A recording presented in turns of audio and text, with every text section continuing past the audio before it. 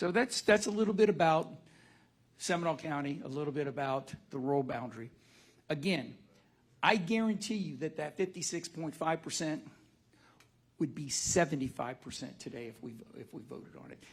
This has become sacrosanct in Seminole County, the protection of the rural boundary. And I think you've seen that we have gone to federal and state court and won every time to protect that.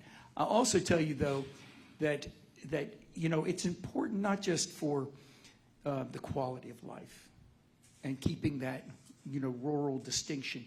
People that will never see it in Altamont Springs or Sanford still love the idea that it's there, that it's there, that it's protected, that it's safe, just like they do the same thing with Wekiva. It's important. And things like that, as I will talk to you about, I mean, that is, you know, the meaning of life. That's the quality of life.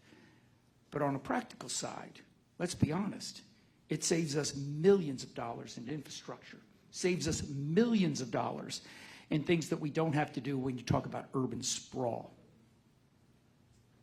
Urban sprawl is the biggest problem as far as infrastructure costs that we all have, Orange and Seminole County. So we're very proud that we took that stand.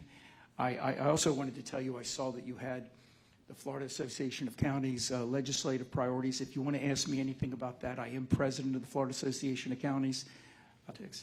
The whole reason I was able to bring it up and get support was because citizens initiative wanted a referendum on placing on the ballot increased ad valorem taxes for a land conservation plan this past November. All the numbers said that it would pass.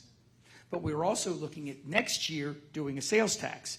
And I don't have to tell you, you put two things on the ballot, both of them increasing taxes eventually, or the one is continuation, you've got a problem. So I suggested an alternative. If conservation land is important, and it is, and it should be a valuable asset to the community, because remember, everybody says, oh, you're taking property off of the tax rolls. No, you're not. You are taking it off, but land around it becomes more valuable. So it's a gain. It's a net gain of dollars. I'll just give you an example. We bought Rolling Hills 5 years ago, embedded in a community. We asked that community to help pay for it. They paid about 15% of it for the sales and for the improvement, the remediation of the environment.